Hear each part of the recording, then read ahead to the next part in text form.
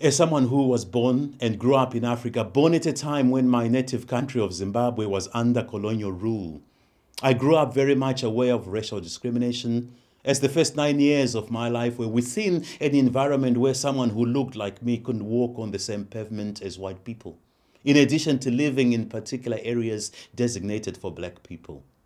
As we prepare ourselves to commemorate the International Day for the Elimination of Racial Discrimination, marking its 60th anniversary, I urge us today to briefly reflect on how things have changed, if any, and whether we are better off now than before. This is a day we are being encouraged, all of us, to reflect and to explore whether racism and racial discrimination has become less and less in our society and communities than before. But for the uninitiated, what is the International Day for the Elimination of Racial Discrimination?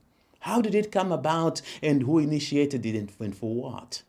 It is an annual observation of the day that police in Sharperville, South Africa, opened fire and killed 69 people at a peaceful demonstration against apartheid's past laws in 1960. 69 people killed indiscriminately simply because they were expressing their dissatisfaction with how they were being prevented from moving freely across the city and town due to the color of their skin. Following that barbaric action, the General Assembly of the United Nations in 1979 adopted a program of activities to be undertaken during the second half of that decade to commemorate and advocate for change. And as such, a week was designated by the United Nations General Assembly starting on the 21st of March to show solidarity with all the countries and states across the globe who were struggling with racism and racial discrimination. So for a week starting from the 21st of March, tomorrow, you are being asked to show solidarity with those countries, places, and communities that are still dealing with racism and racial discrimination. The Bible is clear about this. We are all children of the Heavenly Father. Black or white, we were all made in the image of Christ, in the image of God, and as such, there is no room for racism and racial discrimination.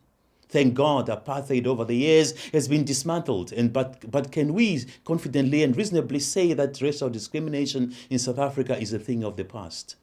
I know and you know for certain that racism and racial discrimination in Britain is alive and well, and hence we as the West Midlands Racial Justice Initiative are quite keen to talk about this and bring to your attention, all who are listening, the need for concerted efforts by and from everyone to uproot this sin and scourge.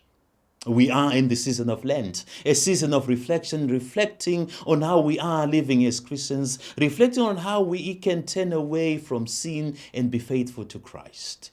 Participating in discriminatory behavior of any kind is a sin. Therefore, what can you do to eradicate it? I would say, please challenge racism or racial discrimination wherever you encounter it.